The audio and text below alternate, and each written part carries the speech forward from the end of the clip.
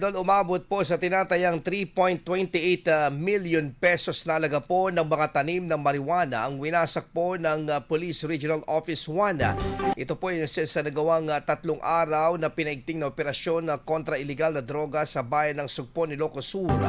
Natuklasan at sinira ng mga operatiba ang kabuang 16,400 na naganap ng halamang marijuana sa 3 magkakahiwalay na plantasyon.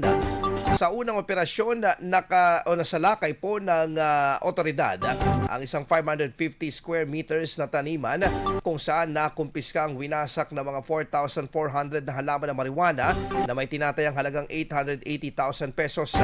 Sinundan ito ng panibagong operasyon sa ilalim ng Oplan Green Gold 2.0 kung saan nadiskubre at winasak pa rin ang 2 karagdagang taniman na naglalaman ng 12,000 na halamang marijuana na nagkakahalaga ng humigit kumulang na 2.4 million pesos. Bagamat walang naarestong cultivator sa mga isinagawang operasyon, maayos na naidokumento, nasuri at winasak sa lugar ang lahat ng nakumpiskang marijuana. IFM News. IFM News. IFM News.